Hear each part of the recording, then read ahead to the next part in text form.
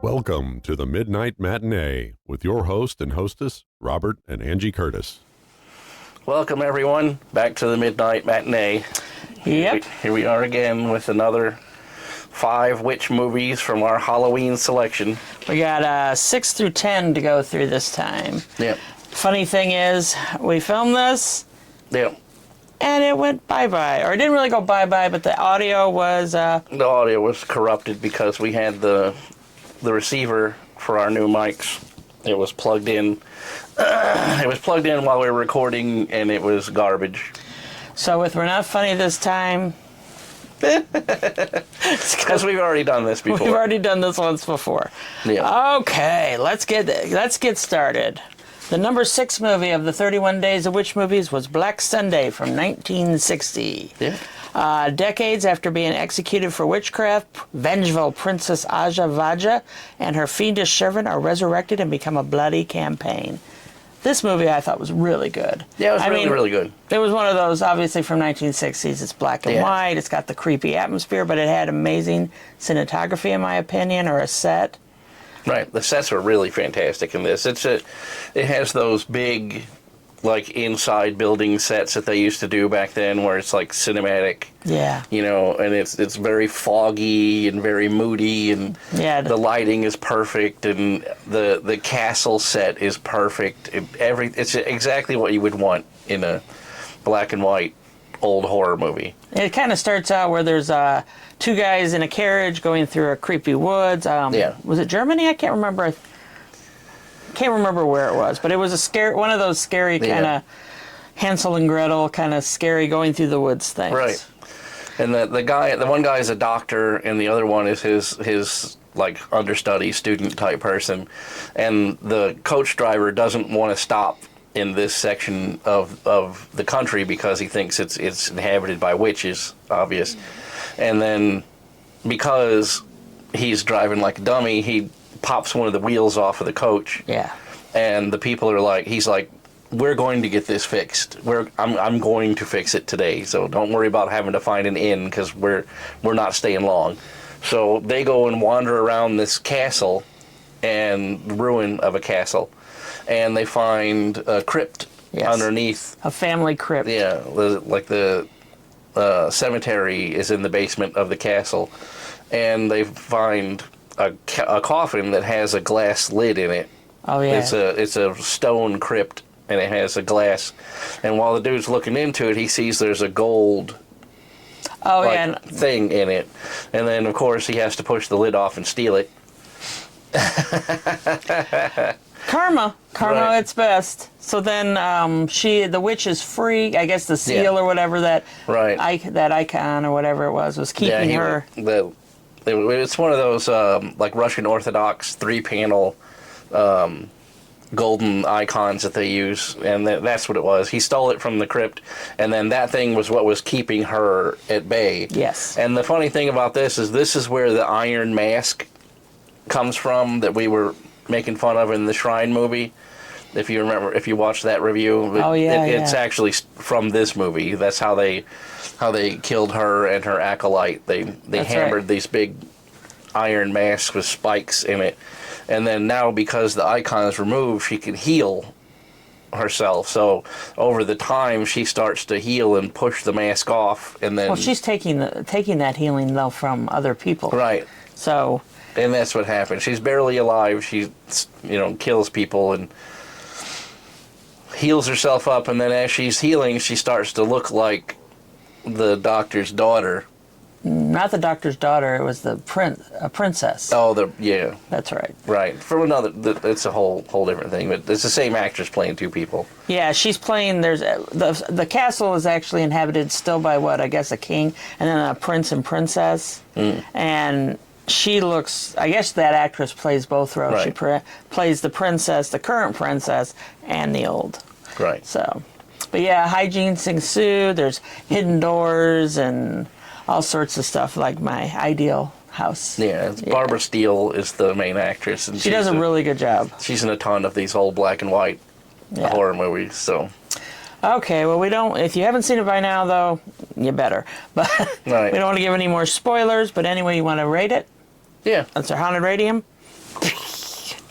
I think it was probably a 3 or 4 in my opinion. Yeah, I would give it a 4. A 4 out of 5. Nightmare fuel. It takes you to the edge of terror, leaving a chill in your spine, dark and twisted in all the right ways. Yeah. That's kind of me. I would say it's that because in its time, it was the Hell's Bells, right? Back in, 1960? Yeah. It was the apex of horror movies back then. And it's still good today. It still holds up. Yeah. But it's not peak, like modern, what a modern audience would consider the Hell's Bells. So we'll give it a 4. Yeah, because it lends more to your imagination. Yeah. It's not really gory or any of that. But yeah, I thought it was really good. Yeah. Okay, our next one was Night 7. It was Gretel and Hansel from 2020. Yeah. When their mother descends into madness, siblings Gretel and Hansel must fend for themselves in the dark and unforgiving woods. And this is another one that had great cinematography, in my opinion. I mean, I don't know where they filmed it, but it was definitely the gloomy, scary forest of my dreams. Yeah, it was. This movie was the surprise up to this point of movies. Yeah, it was kind of a sleeper, I guess. Yeah, because I hadn't heard of it, and I didn't have a whole lot of expectations going in. And this is an Osgood Perkins movie. Oh yeah. So it has a lot of those moody pan shots, establishing shots. It has a lot of what do we like to call the focus in, to like show you exposition, and the sets in this are amazing. Yeah, we were saying this. It what was the word I'm like? It blew me away. Yeah. Like some of the sets, like there's the traditional Hansel and Gretel. They find the witch. They don't find a house in the middle of covered in candy. Yeah. But they do find a really creepy. Almost, what did we describe? Like a Tudor? It's a Tudor-style house, but it has the peak roof on the one side, and then it has like a regular-style bungalow on the other. And from the outside, you can see that it's only 2 windows wide. But then when you go inside the house, it's huge. Yeah. It has a great room with a big fireplace. There's rooms off of that. It has a basement in it. So it's like we talked about with that The Shining. Yes. How they subvert your expectations, because in your mind you think, well, this is the ballroom, and then it goes around the corner to where the office is, right? And the office is only maybe 20 yards off the ballroom. But in the movie, when they go around the corner, it's another 50 yards to the office, and then you go around the corner there, and you can see daylight through the hallway where you just walked in. So in your mind, you're like, your spatial awareness doesn't line up because there's... So it's very unsettling. Yeah. Because you're like... It's a psychological thing that they can do in movies, and not a lot of people do it. Not a lot of directors do it. And this one, it really pays off. There's long establishing shots that go through like shapes of things, where they show you like the triangle in the window lines up with the triangle in the door, and it's like... Well, it creates like the all-seeing eye thing, which I guess Bob can show you a photo of, because it reminds me of... Right. Yeah, it was really good. I really liked it. The acting was peak in this. Really, really good. And especially the witch, because she's maintaining 2 things at the same time, because all of the house and the food and everything in it is all an illusion. Right? And because you're on the side of the children, you see it for the illusion. You don't see the reality of it. Yeah. Right. And then the witch, on the other hand, sees it for what it really is, because she's the one who's performing the spell of the glamour that changes it.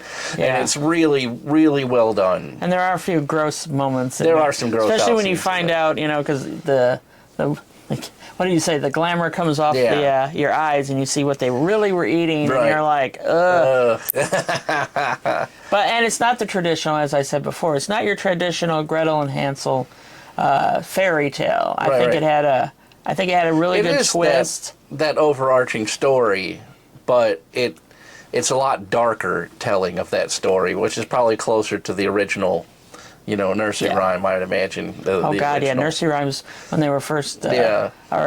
Is it fairy tales? Grimm's fairy tales. Grimm's fairy tales. You ever heard the history? They were a lot more brutal and a lot more scary, and I would have probably not liked them as a child. Okay. But this movie, we're gonna give it a 100 rating system. I think I would put it at a 4. Yeah, I would say 4 out of 5. Nightmare Field takes you to the edge of terror, leaving a chill in your spine. Dark and twisted in all the right ways. This is definitely one. It kind of must have flew under the radar. Yeah. Because I think this one could have even worked, on the big screen. And I don't remember it coming out. I think it did. Because I remember seeing that poster in the theater, but I don't. Like I say, I would have given this the Hell's Bells if the pacing had been a little tighter. Because like I say, there's a lot of establishing shots. There's a lot. It's beautiful. It's good to look at. But as far as the pacing of the movie, it slows it down a lot.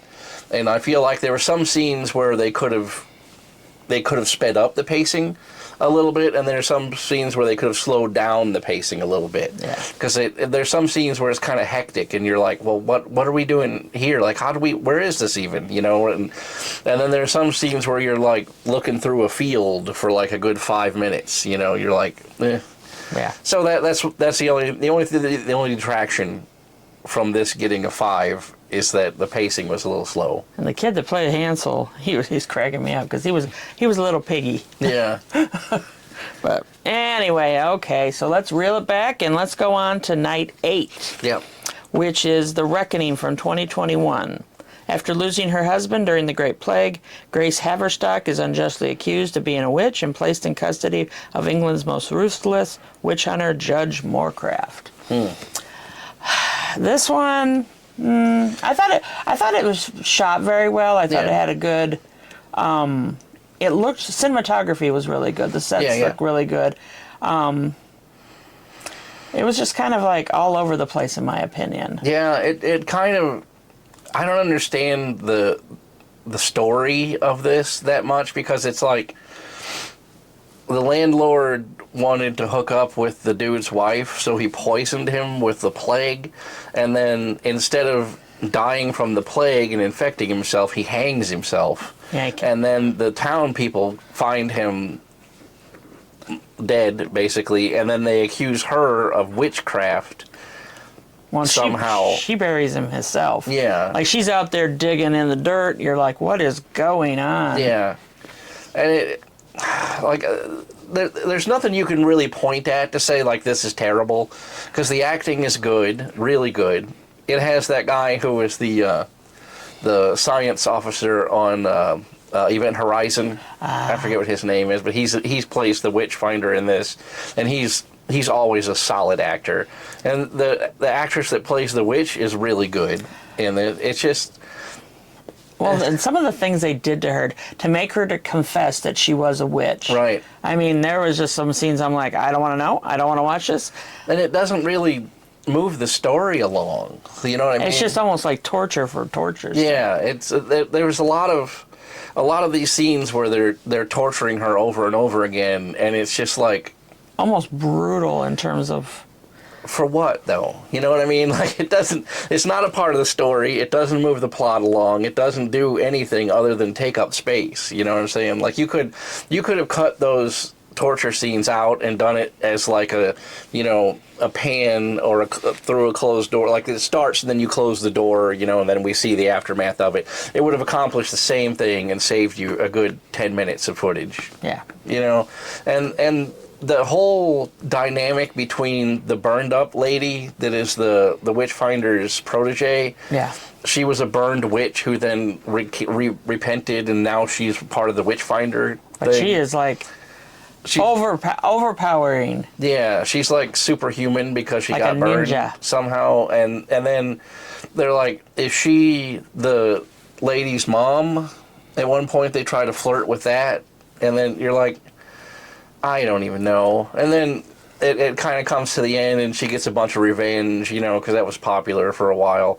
revenge movies, you know, and that's what the title of it is, The Reckoning, right? So she gets her reckoning against the Witchfinder and his town people of idiots, but it wasn't terrible, but it wasn't good either. So, you know, like I say, there's no one thing you could point at and be like, you know, this is bleh. But at the end, it was kind of like, whatever. Yeah. It's over. Change the channel. Okay, let's do our rating. Yeah. Let's reel it back. Okay, I would think it would probably be either a 2, maybe. I think there was a lot of potential there, and I think we discussed that.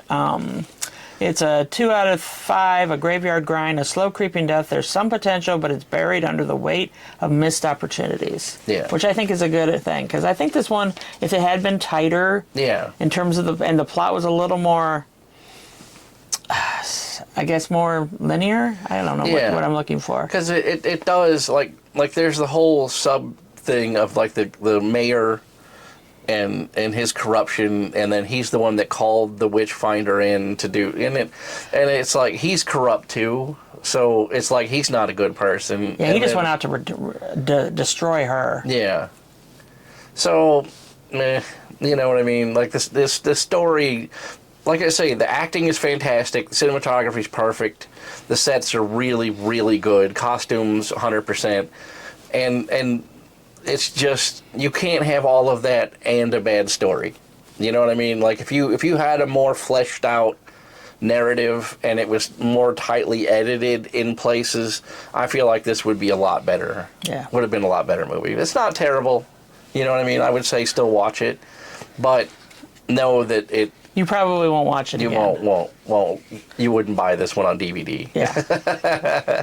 Okay, let's move on. Night 9. We watched The Lords of Salem from 2012, which is a Rob Zombie movie. Yeah. Which, you know, and I thought it... let me read the thing. A radio DJ in Salem, Mass. is plagued by nightmarish visions of vengeful witches after she plays a record by a mysterious group known only as The Lords. Right. Which, having been to Salem now, like really... I had been to Salem a couple times before, but this time we really stayed in Salem and did the Salem stuff. Yep. It kind of like hits me different now. Yeah, like we watched it a number of years ago. I watched this when it first came out. I've seen it a couple times, you know, on cable, whatever it was on, and I just stopped and watched it. And I've always been kind of like, I mean, it was good, but it wasn't, you know what I mean? It wasn't like, you know... But after having been to Salem and staying there for a week and seeing all of the stuff, it does hit a little different, because now you have that vibe of Salem and the people and all of that, and being a part of it, being immersed in that culture for an entire week. Well, knowing the real, like, the history of the Salem witch trials and what they did and how it all kind of came about, and you're actually feeling that history. Yeah. You know, because we live in the Midwest, and nothing is as old as, like, you know, Salem and Boston and all that. Right. You know, it's just a really cool place. This movie was, I thought this was pretty good. Yeah. This actually was only the second time I remember seeing it. But I thought it was interesting, you know, how they brought the music in, and then there was some little more gory scenes. Yeah. And it was not exactly my taste. A lot of her, like, hallucination scenes are kind of overly graphic. It's a Rob Zombie thing. Actually, he was in it too. Yeah. So. And there's a lot to take in this movie, and a lot of, like I always say with Rob Zombie movies, like the first time you watch it, you'll be like, wow, that was a thing. What else is on? And then the second time you watch it, you're like, oh, I get it.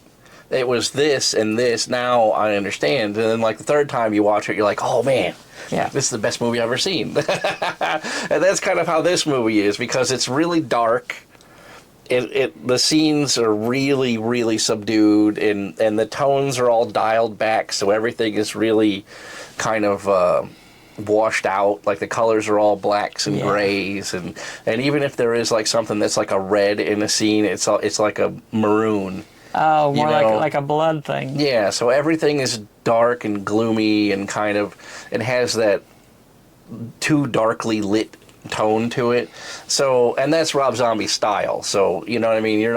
It's not unexpected in one of his movies. But yeah, this movie, like I say, it in the beginning I didn't like it. The first time I watched it, I was kind of like, meh, whatever. And then now, having been in that culture and amongst those people and seeing the stuff for real, and you, when you watch the movie, you recognize places in Salem in the movie. Yeah. So it's like, wow, you know, it moved up a notch in my book. You got some familiarity with it. I know where this is. I know where that street goes. I'm kind of a bad horror person.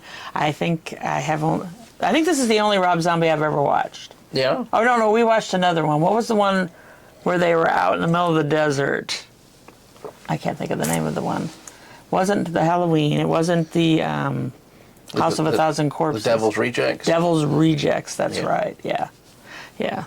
So I've only seen 2 of them. I guess I need to fix that. Well, The Devil's Rejects is the second film of the House of a Thousand Corpses. Oh. So they work together. So more of it would make sense. It establishes the characters in the first one, and then the second one is just them on the road. So, yeah. Okay. The Firefly family. Let's reel it back. Is that Captain Howdy, or no, that was something else? Captain Spaulding. Spaulding, that's what it is. Okay, reel it back. Let's put up our rating system. I don't know. I would probably put it at a 3 or 4. Yeah, I would give it. I would say 4. 4. You're gonna do Nightmare Fuel. Yeah. 4 out of 5 takes you to the edge of terror, leaving a chill in your spine, dark and twisted in all the right ways. Because after watching it multiple times, I get the vibe of it now, and like I say, my thing, like I won't rate anything higher than 3 if I wouldn't rewatch it. Oh, I gotcha. You know what I mean? So like if the Lords of Salem was on, I would watch it. Yeah. You know what I'm saying? So that's why I would say like the Reckoning, if it was on, just boop. Next. What else is on? Because that movie, like, it's a one and done. I don't care. I'm not involved in any of the characters, so there it is. Okay, let's move on.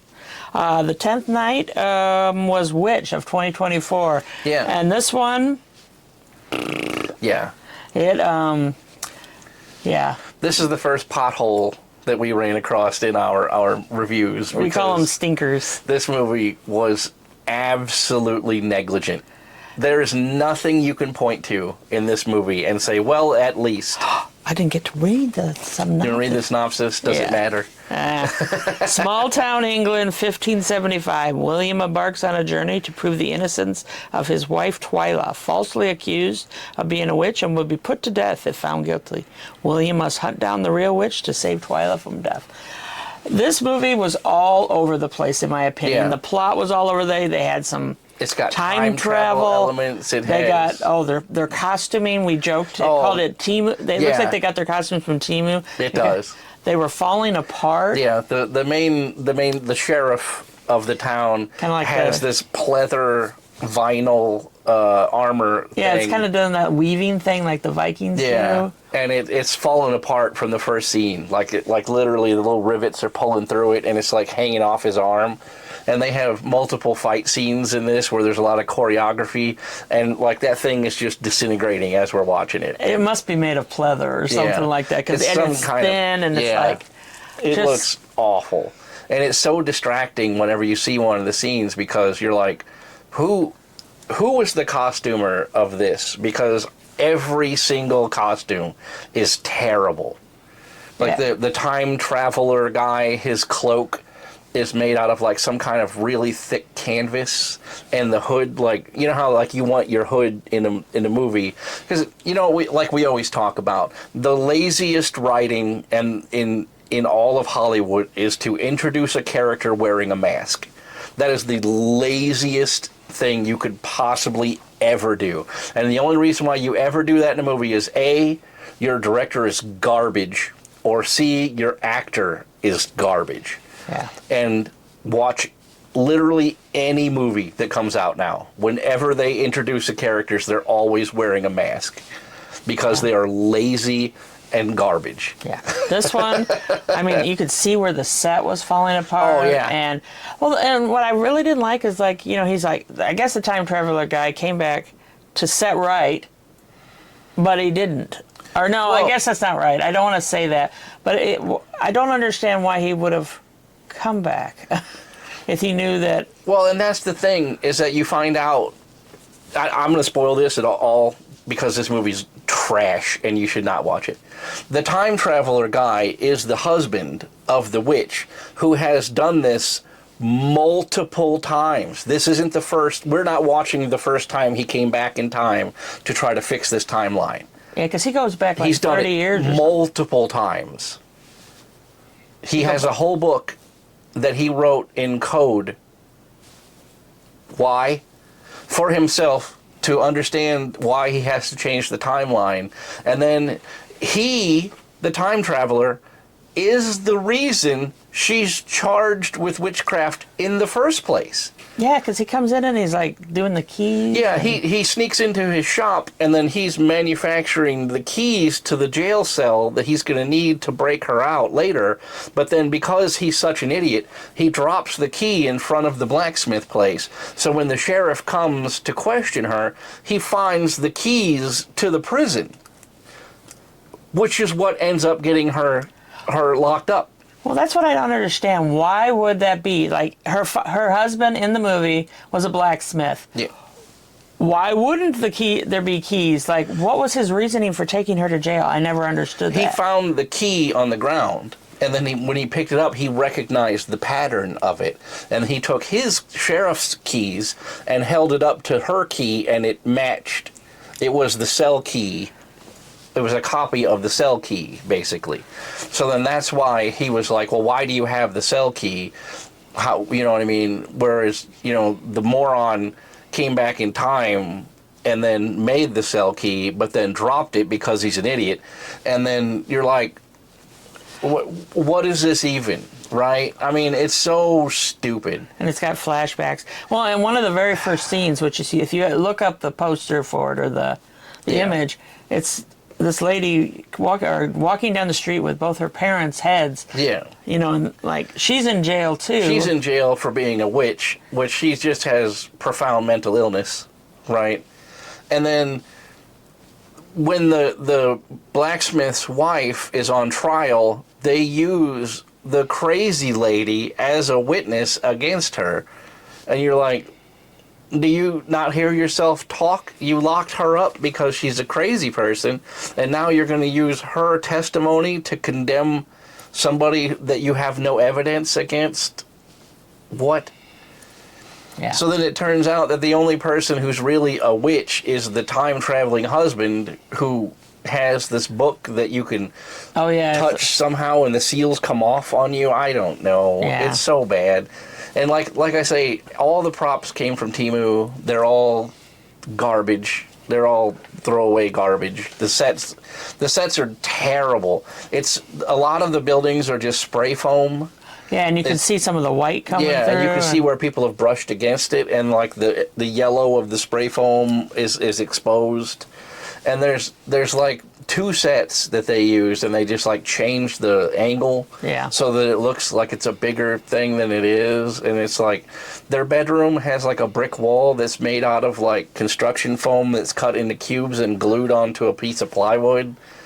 And it's like we always say, like, if you have to do all of these cost-cutting measures to make your movie, just stop, right? Yeah. Because if you and your friends are sitting around like, well, we could make this movie for $500 and get it out there. And it looked like it was made with $500. Stop it. Just don't do it. Don't get some backing. Go find somebody that knows how to make a set that you can get for cheap and then have them help you. Like, we need, as a people, to force this garbage from being perpetrated on us over and over again. You know, where you're like, you see this awesome poster, and you're like, oh, look at this synopsis, sounds really cool. So you sit down and then you subject yourself to this just absolutely garbage movie. Yeah. Absolute garbage. And the title of it is Witch. which is the same title as one of the best movies ever made, The Witch, right? So you might be searching and accidentally land on this movie and then subject yourself to 5 minutes of possibly the worst movie ever made. Yeah. Okay, let's reel it back. I don't even think it falls on our haunted rating system. No, this one's definitely getting the toilet. The ghost toilet. So here's the bing. There's your toilet. There's your toilet. I think we're done talking about this one. Yeah, this movie's awful. So have you been watching anything worthy of note, I guess? I've seen a couple. I can't remember the titles off the top of my head. I was actually watching a movie yesterday with Tom Selleck. Oh, goodness. Before he was famous. He's in this Italian giallo witch movie. And it's... I don't even remember what it's something silly. It's like Satan's Daughter or something like that. That's what it's called, and it's good. It's Tom Selleck is like in his 20s in this, so it's peak. I watched a couple of movies on Max that I thought were really good. They're more, I would say, more like the Sixth Sense kind of movies than like a true horror movie. Yeah. The first one was one called Backtrack, and it had Adrian Bodie in it, which kind of had this overarching, he witnesses this train accident and he's seeing ghosts, and I thought it was really well done. I mean, he's a psychologist or a psychiatrist. I like Adrian Brody. Yeah, he did a really good job in this one. And then the second one I saw, it was called Caddo Lake. It's also on Max, and it had kind of a time traveling, not more like time traveling, more like portals, like crossing into other dimensions. And I thought it was really well done. I even made my sister, and it was one of those ones that, and she said the same thing. She goes, I started thinking about that movie afterwards, and how did this, and if this didn't happen, then this wouldn't happen. Yeah. I mean, but it was really, I thought it was well done, but it's probably one of those ones I'm going to need to watch again, because then I can go, oh. Right.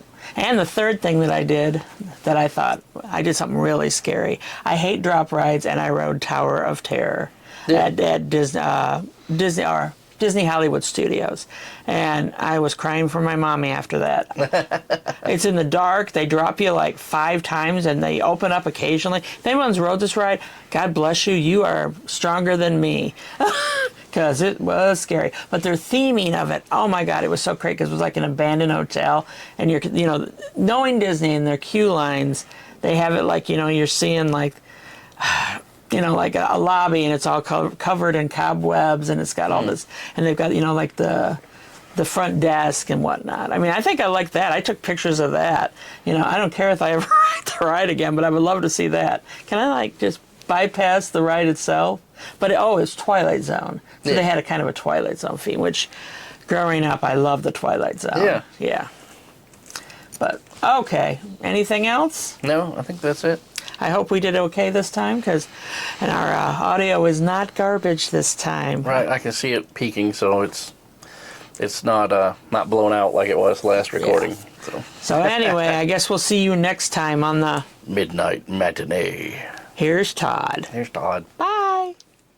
You've been watching the Midnight Matinee, brought to you by the Veritas Project.